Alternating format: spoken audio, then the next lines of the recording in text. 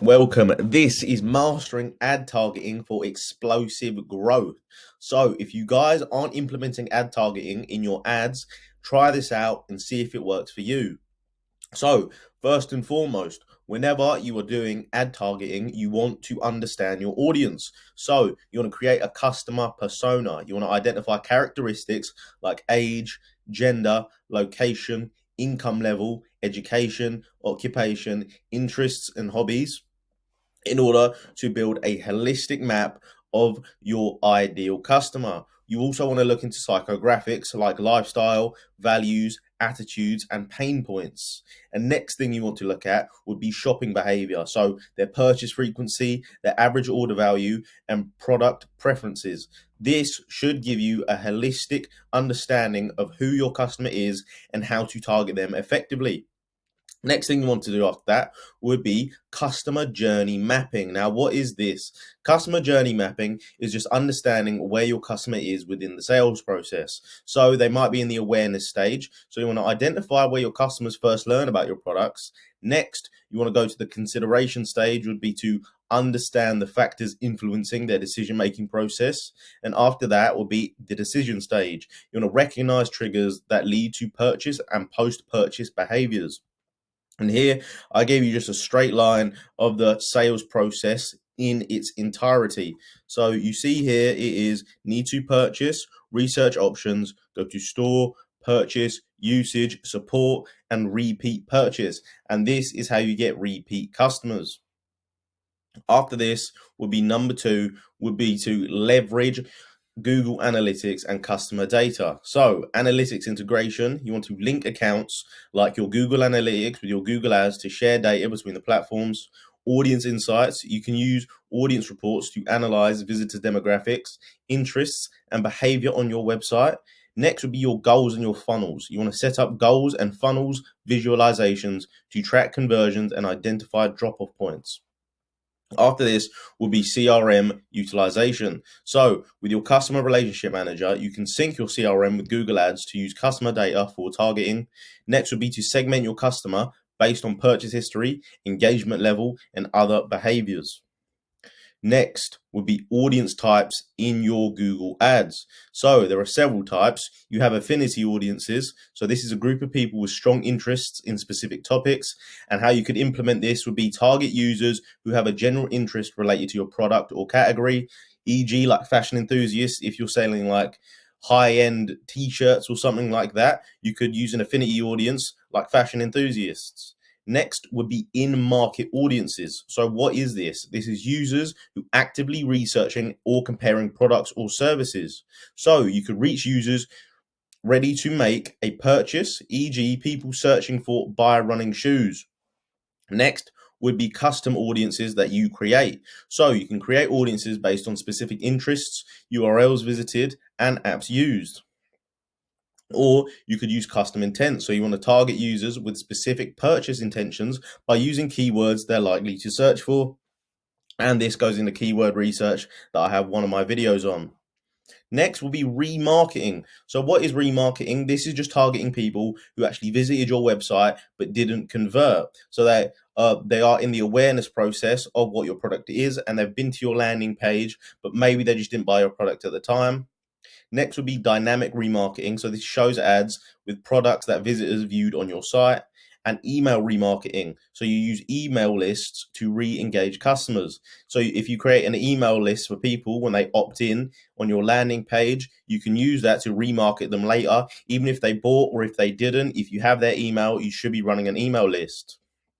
Next would be similar audiences. So you can find new users with characteristics similar to your existing customers, which is a good place to go from, because if they are similar, they're more likely to buy than someone that is completely cold. Next would be to expand your reach by targeting potential customers who exhibit similar behavior and interests as your best customers. Next would be to segment your audiences. And this is a little graph that I found. So without segmentation, you just funnel a single offer to everyone and maybe one of them converts. But with segmentation, you create custom offers for each singular person or each singular group of people that you segment out. And then you can create a special offer for each of them that is most likely to convert with them. So with demographic segmentation, you want to use metrics like age, gender, parental status, and household income. And the application of this would be to tailor your ads to specific demographic groups, e.g., high income young adults. So that would be an example of a demographic segmentation. Next would be a behavioral segmentation. So this is for like website visits, product views, add to cart actions, and past purchases. So this is in terms of like purchasing behavior online, and Google has a lot of data on this, obviously, because when you opt in for cookies and stuff like that, that it is going to track that data, and then you actually get put in whenever someone is bidding on Google Ads for a certain keyword. The people who are more likely to be shown that certain keyword to the people that bid the most are the people that buy that specific keyword or visit that specific like site on a keyword. Say if it was like buying, it was the keyword was high heels, the person who bids the most is probably going to be shown to a 45 something year old woman who buys shoes like there's no tomorrow. So that is an example of that. Next would be geographic segmentation. So you want to look at metrics like location, region, city, and even zip code. So the application of this would be to customize ads for different locations to address local preferences or regional trends. And this could be you if you're a brick and mortar and you actually have a physical location. So geographic segmentation will work much better for you because you actually have a physical location for people to actually come. So if you're running ads in like Spokane, Washington in the US, you don't really want to be running ads in Switzerland, do you? Because the likelihood that someone is actually going to see that in Switzerland, fly all the way over to the US and go to your shop in Spokane, Washington probably is quite low. So you want to use geographic segmentation, especially if you're a brick and mortar.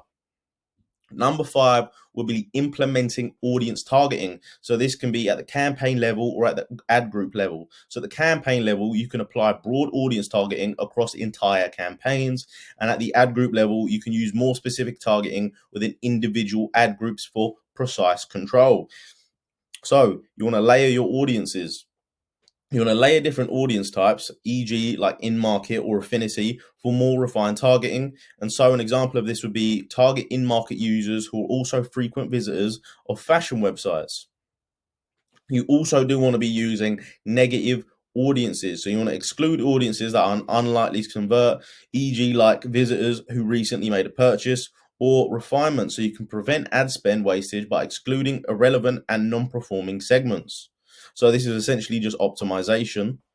And number 6 will be ad personalization. So you want to tailor your messaging. So you want to write ad copy that speaks directly to the interests and needs of your audience segment.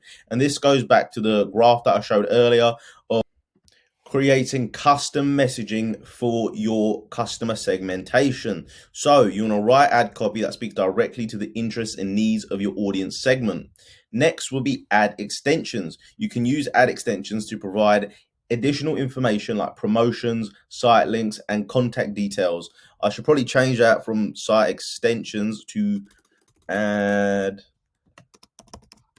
assets because Google has recently changed it to ad assets. So next will be dynamic ads. You want to use dynamic remarketing so you can automatically display ads featuring products that users viewed on your site, or product feed so you can integrate your product feed to dynamically update ad content based on inventory.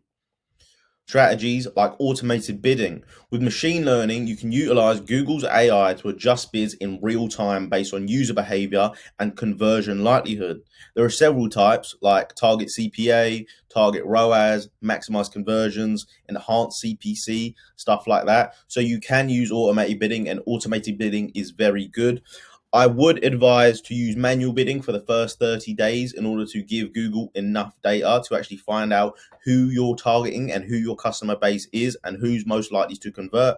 So you may want to use manual bidding for the first 30 days and then switch to automated bidding once you have enough data collected. So after this would be conversion tracking. So you want to ensure accurate tracking of conversions by setting up conversion actions in Google Ads. So you can import goals from Google Analytics to Google Ads to optimize for specific actions like purchases and signups. And number 8 would be monitor and optimize. So you can use KPIs So things like click-through rate, conversion rate, cost per acquisition, and return on ad spend.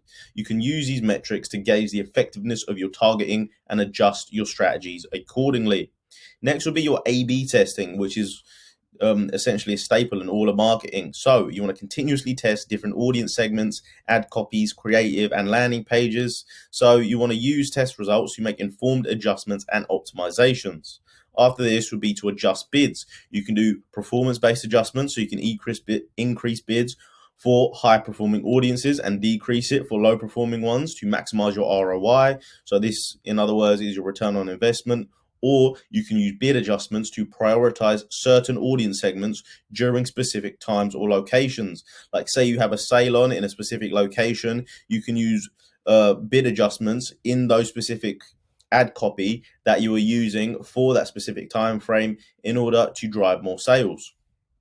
And number 9 will be leverage advanced features like email lists. You can upload customer email lists to target specific users, cross channel, so you can re engage your customers across search, display, and YouTube, lookalike audiences. You can use similar audiences, so you can use Google's algorithm to target new customers who resemble your best customers. You can expand your reach to potential customers who are more likely to convert.